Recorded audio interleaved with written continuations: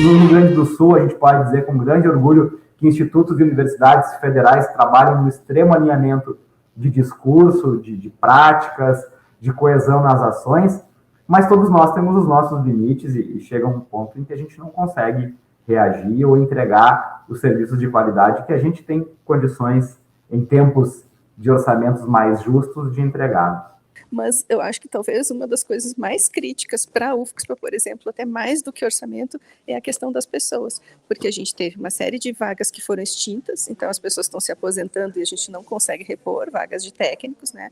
Isso afeta muito também o trabalho docente, porque os docentes acabam tendo que fazer muitas coisas que poderiam ser feitas ou pelo técnico ou pelo terceirizado, né? Então a gente acaba tendo uma sobrecarga de trabalho para todo mundo, para os técnicos, que são muito poucos, e para os docentes, e a gente também tem uma série de vagas pactuadas ainda dessa época do Reúne, da expansão dos cursos, que a gente fez a expansão dos cursos, mas as vagas não vieram. Então só na UFSPA são 65 vagas que a gente tem ainda em déficit só das pactuadas, sem contar com todas as outras necessidades que surgiram, né? Olá! Neste podcast, nós vamos conversar com a reitora da Universidade Federal de Ciências da Saúde de Porto Alegre, UFSPA, Lúcia Pelanda, e o reitor do Instituto Federal do Rio Grande do Sul, Júlio Reck, sobre os cortes orçamentários. E nós sabemos que esses cortes eles impactam muito no orçamento das instituições, comprometem a manutenção dos serviços prestados à sociedade, de educação de qualidade. Inclusive, no dia 18 de outubro, ocorreu um ato nacional contra os cortes no orçamento da educação e da ciência. E também o anúncio do governo, que depois recuou com aquele bloqueio de 328 milhões, que aí foi realmente desbloqueado, mas depois de muita pressão popular. Reitor Júlio, você disse que o orçamento da instituição reduziu 58 milhões em 2012 para 56 milhões. Vivemos a desconstrução da educação pública no Brasil. Tivemos que nos adaptar a essa realidade, atuando com orçamento enxuto, e agora cortar ainda mais gastos não é possível. A retórica "façam seus ajustes" chegou ao seu limite, e isso foi dito no ano passado. E hoje, segue essa afirmação? Olá, é um prazer muito grande conversar com você especificamente, e com todos os meus colegas de sindicato, para poder falar um pouquinho sobre a situação orçamentária, de uma forma geral, das nossas instituições, né? É importante também que se diga que nós, reitores, neste momento político, nós temos algumas limitações impostas pela legislação eleitoral que por vezes, nos impedem de sermos um pouco mais enfáticos nas nossas considerações. Mas a gente está tratando aqui de situações fáticas, né, de elementos que são de domínio público, e a gente não está aqui para fazer nenhum juízo de valores de cunho político, mas sim para falar um pouco sobre o orçamento das instituições federais. Então, a sua colocação é muito importante, porque esse elemento, esse fato dos contingenciamentos, dos cortes, dos bloqueios, seja lá a palavra que se use, ele já vem atingindo as instituições federais de ensino há alguns anos, né? Para coisa de 6, 7 anos, nós temos gradativamente tendo nosso orçamento geral de funcionamento reduzido. E aqui é importante que a gente estabeleça esse limite, né? A gente não está falando aqui de orçamento que inclua pagamento de pessoal, porque esse, por motivos óbvios, ele tem crescido ao longo dos anos, ano após ano, o orçamento que inclui o pagamento da folha, ele aumenta por questões óbvias, pelo crescimento vegetativo da folha, e por vezes o governo usa isso como um elemento para dizer que a nossa reclamação dos reitores ela não é justa, porque afinal de contas o orçamento está aumentando. Ele aumenta quando a gente considera a folha de pagamento, mas quando a gente considera exclusivamente aquele orçamento que é discricionário dos reitores, que as instituições devem fazer uso para o seu funcionamento, ele vem diminuindo ao longo do tempo, como tu muito bem colocas. Bem-vinda, reitora Lúcia Pelanda, para este nosso podcast, que salienta hoje a questão dos cortes orçamentários, que estão sempre na pauta. E a gente vai conversar mais hoje Em relação a isso, depois dessa atividade que teve ontem, né, o Ato Nacional contra os cortes na educação pública e na ciência, e essa pauta continua mobilizando muito as universidades e institutos federais. Então, reitora, bem-vinda. Muito obrigada, é um prazer estar aqui com você, Simone, com o Júlio, que é um parceiro, né, de longa data pela defesa das universidades e dos institutos federais da educação superior no Brasil. Reitora Lúcia Pelanda, da Universidade Federal de Ciências da Saúde de Porto Alegre, a UFSPA. Reitora, a senhora disse num debate com a diretoria da Durgs que o orçamento das universidades e institutos federais sofreu um corte de 14,5%. Desde a emenda do teto de gastos, a IC 95, avisamos que seria possível manter a expansão do sistema com qualidade. Fizemos muitos sacrifícios, mas chegamos ao limite. Com esse corte, as IFES pedem socorro, reitora? Exato. O corte foi de 14,5%, depois, com uma grande mobilização que houve, ele foi diminuído, então o corte final, né, definitivo foi de 7,2% agora. E depois a gente teve mais o bloqueio de 5,8%, que também foi revertido. Então, tem dois elementos aqui que eu queria destacar. O primeiro é a própria redução do orçamento das universidades, que se a gente for fazer uma linha do tempo, desde 2015 até agora, houve uma redução muito significativa. E tem a gente divide, né, o nosso orçamento de custeio e capital investimento. E depois tem as verbas que são carimbadas, né? Mas em relação especialmente ao investimento, a gente está basicamente com 10% do que a gente tinha lá em 2015. Então, praticamente inexiste a possibilidade de investimento nas universidades. Eu acredito que a situação dos IFES é muito parecida. Bom, então tem esse elemento da redução progressiva do orçamento. Então, a cada ano, o nosso orçamento é um pouco menor do que do ano anterior. E a previsão da lei orçamentária para 2023 já vem também com uma redução em relação a 2022. Então, a gente precisa ficar muito atento a isso. O segundo elemento é esse que a gente comentou, né?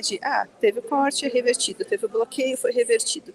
Isso dificulta muito o nosso planejamento. Por exemplo, esse bloqueio que foi feito agora em setembro, ele é um bloqueio depois que a gente já fez todo o planejamento financeiro da universidade, os contratos já estão empenhados, então nós tivemos que suspender um pregão naquele dia.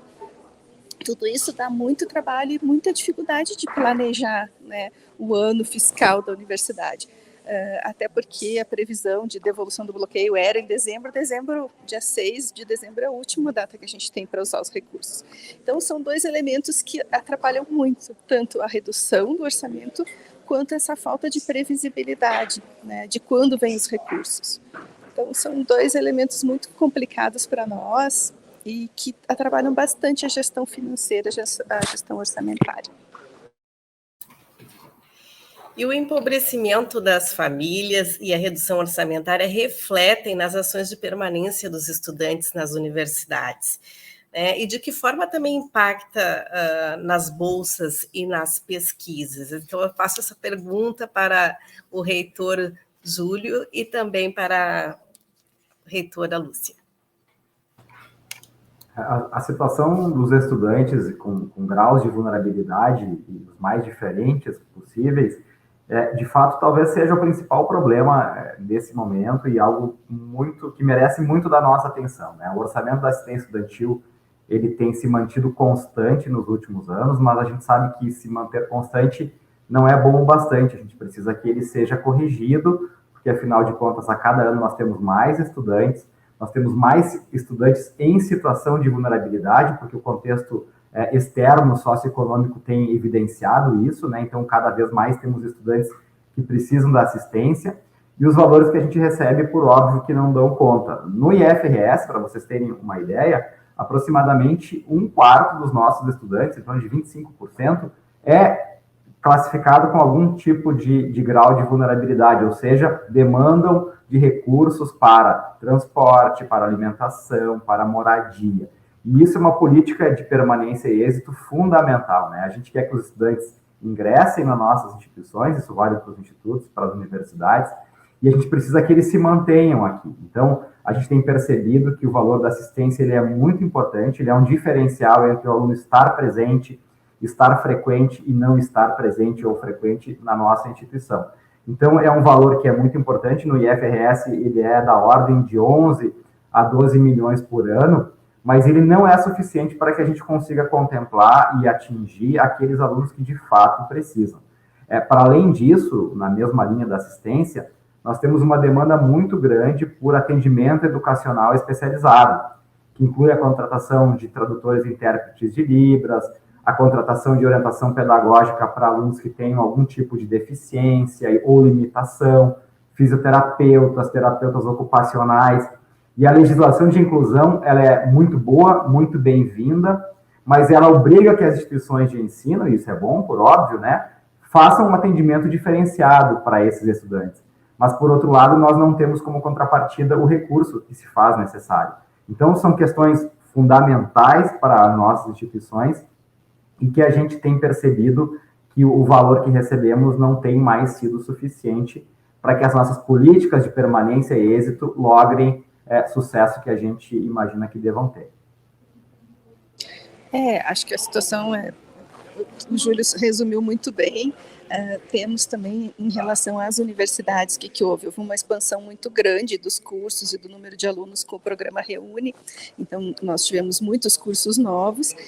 Então, houve um aumento do número de alunos de todo o sistema, enquanto que a verba da assistência estudantil permaneceu estável.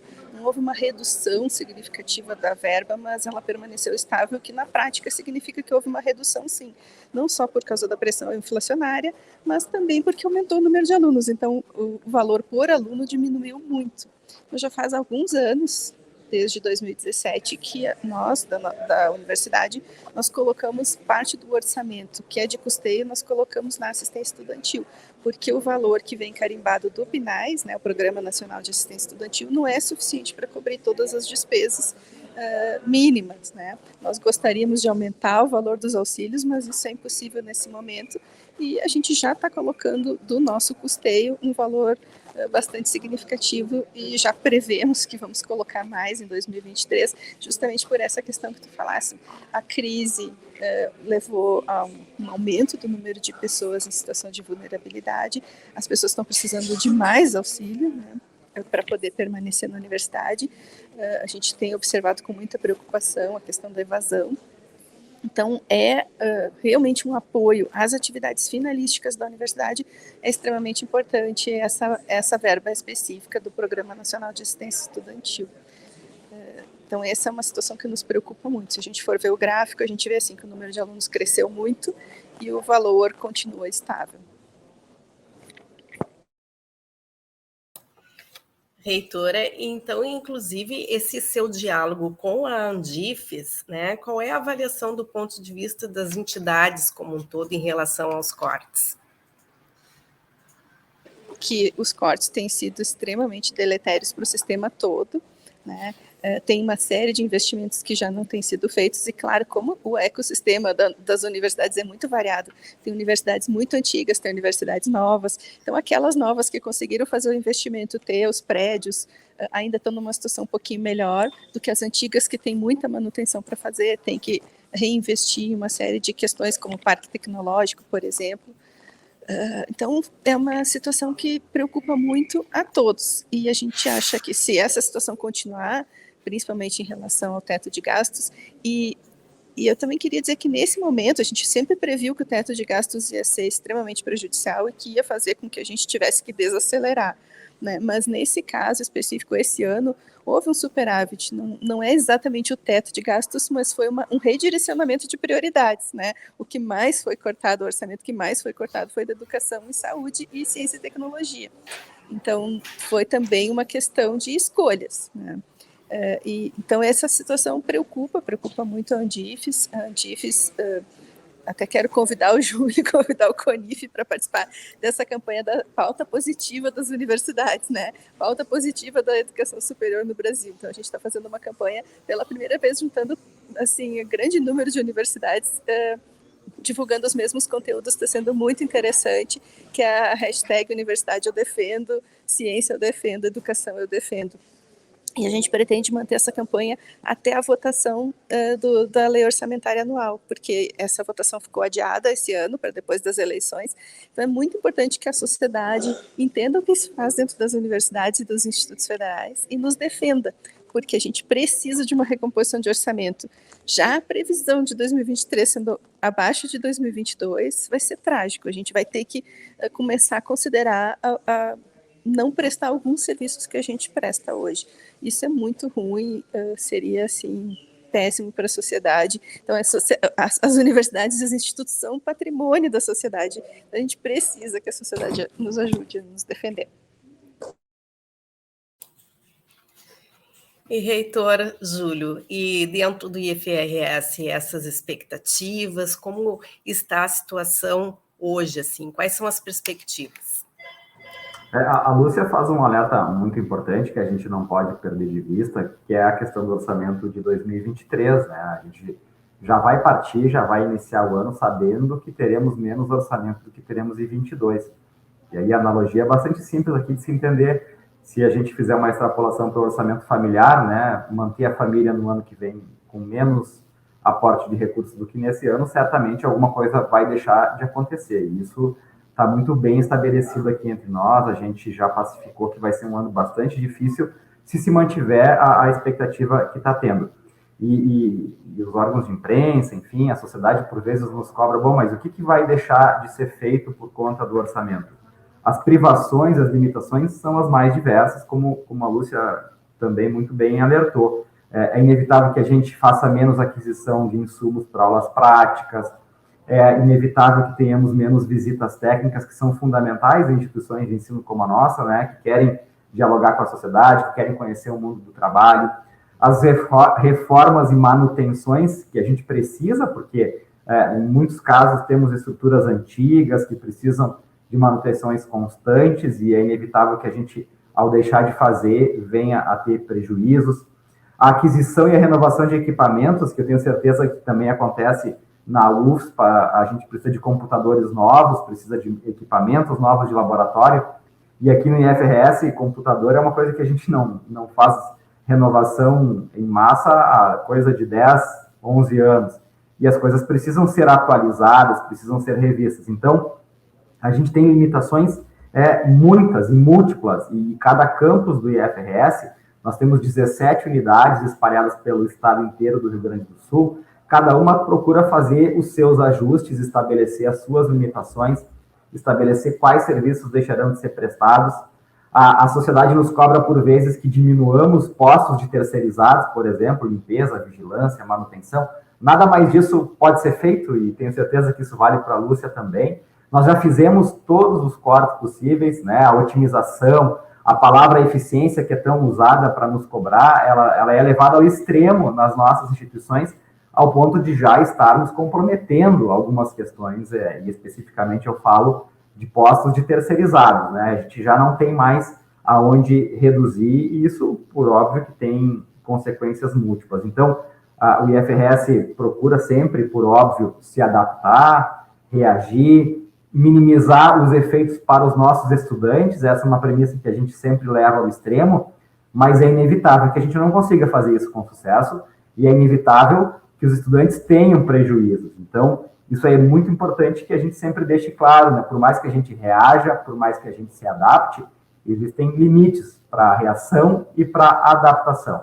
Então, os prejuízos, e eu imagino que o ano de 2023, pelo que se anuncia de orçamento, né, Lúcia, teremos dificuldades bastante severas para o conjunto do funcionamento das nossas instituições, e aí não fica nenhuma das nossas atividades de fora. Vale para o ensino, vale para a pesquisa, vale para a extensão, vale para a assistência estudantil, porque o orçamento ele é finito. Para a gente escolher botar na assistência estudantil, a gente está retirando de algum lugar, e aquele lugar para aquela ação vai deixar de ser feita. Então, os prejuízos são inevitáveis, por mais que os reitores todos, e a Lúcia é uma parceira de longa data, no Rio Grande do Sul, a gente pode dizer com grande orgulho que institutos e universidades federais trabalham no extremo alinhamento de discurso, de práticas, de coesão nas ações, mas todos nós temos os nossos limites, e chega um ponto em que a gente não consegue reagir ou entregar os serviços de qualidade que a gente tem condições em tempos de orçamentos mais justos de entregados. E eu queria também, acho que o Júlio tocou num ponto bem importante que interessa muito para a Durgs, que é a questão das pessoas, né? Então, a gente tem o orçamento, estamos falando de orçamento, mas eu acho que talvez uma das coisas mais críticas para a UFSPA, por exemplo, até mais do que orçamento, é a questão das pessoas, porque a gente teve uma série de vagas que foram extintas, então as pessoas estão se aposentando e a gente não consegue repor vagas de técnicos, né? Isso afeta muito também o trabalho docente, porque os docentes acabam tendo que fazer muitas coisas que poderiam ser feitas ou pelo técnico ou pelo terceirizado, né? Então a gente acaba tendo uma sobrecarga de trabalho para todo mundo, para os técnicos, que são muito poucos, e para os docentes, e a gente também tem uma série de vagas pactuadas ainda dessa época do Reúne, da expansão dos cursos, que a gente fez a expansão dos cursos, mas as vagas não vieram. Então só na UFSPA são 65 vagas que a gente tem ainda em déficit só das pactuadas, sem contar com todas as outras necessidades que surgiram, né? Por exemplo, o conhecimento vai evoluindo, a gente precisa mudar currículos, precisa incluir disciplinas e não tem aquele professor, aquele docente ou aquela docente para aquela disciplina. Por exemplo, vou dar um exemplo bem atual, geriatria, é uma disciplina nova, não tinha, né? Então a gente teve que criar, ter um professor da geriatria, mas não tem vaga nova, então tem que tirar de algum lugar toda essa questão da curricularização da extensão, então a gente consegue com muito sacrifício, assim, um pouco de vaga de docente, porque tem a questão do banco equivalente, muito menos do que a gente necessitaria. Agora, vagas de técnicos, a gente teve uma retração, em vez de ter um aumento. E isso está fazendo com que acontece, assim, a impressão que a gente tem é que a universidade se desmancha por dentro, porque as pessoas estão muito sobrecarregadas, estão cansadas, a gente não consegue mais prestar o serviço que prestava, e aí as pessoas começam a reclamar, mas não tem gente naquele horário, mas não sei o quê, mas não fizeram isso tão rápido, me levaram uma semana para me responder, porque realmente não tem quem faça aquilo. E tem aquelas exigências novas, tem que ter uma unidade nova de integridade, tem que ter uma unidade nova de correição, tem que ter não sei mais o quê. Quando uma universidade é muito grande, tem bastante gente, alguém vai fazer aquela tarefa, né? É designado para aquela tarefa. Na UFSPA, que é uma universidade pequena, a gente tem que ter as mesmas estruturas, mas a gente não tem mais ninguém, então todo mundo que faz, se tem uma unidade nova, nós temos que colocar alguém que já está fazendo outra coisa. Então todo mundo na UFSPA faz 3, 4, 5 coisas, né? Tem vários cargos ao mesmo tempo, vários chapéus ao mesmo tempo, veste várias camisetas diferentes, porque a gente não tem mais quem, né, para quem apelar. Então isso eu acho que acaba que a sociedade não percebe, porque a gente vai se adaptando para tentar entregar sempre a mesma qualidade, mas agora também a gente chegou no limite, nós chegamos no limite do orçamento e nós chegamos no limite das pessoas. Inclusive, os dados para 2023, eles são alarmantes, né? Um projeto de lei orçamentária para 2023, enviado ao Palácio do Planalto, ao Congresso Nacional, propõe mais cortes, 600 milhões dos recursos essenciais para o ensino superior, 1 bilhão da verba para a educação básica, e já a educação infantil pode perder nada menos que 96% do orçamento, com o corte previsto de 145 milhões.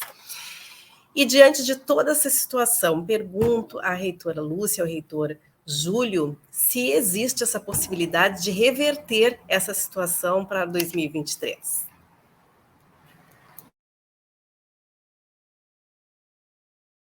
Olha, a gente precisa ter esperança de reverter, sim, porque ainda essa lei não foi votada, né? Tem agora uma articulação política que a Andifes e o CONIF fazem, né, junto ao Congresso. É muito importante que cada uma e cada um contate os seus parlamentares, né, para que deem apoio nessa hora da votação, para que se acrescente mais verbas para a educação no orçamento do ano que vem. O que não significa que não haverá cortes e outros percalços, mas pelo menos que o orçamento de início já seja maior do que o de 2022. Na linha da Lúcia, né, a gente tem esperança sempre de que as coisas possam ser melhores, e é o nosso papel enquanto reitores, enquanto gestores públicos. E a gente tem percebido que em alguns casos, a pressão da sociedade, a reação organizada tem surtido efeito. E o desbloqueio daquilo que não era um bloqueio, no final das contas foi desbloqueado, né, grosso modo, dos 5,4% de 2 semanas atrás, é uma prova de que a reação forte que aconteceu do CONIF, da Andifes, do movimento estudantil, do movimento sindical, a sociedade organizada reclamou e gritou e a mídia deu a devida publicidade, a gente percebeu que deu certo, né? O efeito aconteceu. Houve o desbloqueio daquilo que não era um bloqueio. E nós podemos fazer o uso do nosso orçamento e podemos empenhar os valores que a gente imaginava que teria. Então, eu sou um otimista, eu acho que a pressão da sociedade sempre é importante e é bem-vinda. É o nosso papel enquanto reitores, e essa campanha da Andifes é muito nessa linha, né, de dizer que somos importantes como instituição de Estado, que temos o que oferecer, que prestamos bons serviços para a sociedade, para tentar ter a sociedade do nosso lado, que, grosso modo, é quem é o beneficiário das nossas políticas, das nossas ações, e, por consequência, os políticos, que têm, né, no final das contas, quem tem o poder de designar o orçamento ou de barrar essas iniciativas que nos limitem. Então, temos esperança sim, enquanto a LOA não for aprovada, discutida e votada, enfim, a gente sempre acha que pode reverter. CONIF e Andifes, que são as nossas entidades que nos representam, têm feito todos os esforços possíveis. A gente contata os parlamentares que são dispostos a nos receber, né, Lúcia? Infelizmente, nem todos eles têm esse olhar mais aberto às instituições de ensino, mas os reitores estão constantemente em disputa com quem é possível fazer a boa disputa, e é um convencimento, né, de dizer que precisamos de orçamento, precisamos de vagas, e aí fica aqui uma provocação para a Durgs, esse assunto que a Lúcia trouxe, dá um podcast inteirinho sobre ele, né, vagas de técnico, o IFRS tem 1/4 das vagas de técnico ou em extinção ou de provimento vedado, 1/4. Como é que a instituição vai funcionar daqui 5, 10 anos sem essas vagas, a gente não sabe.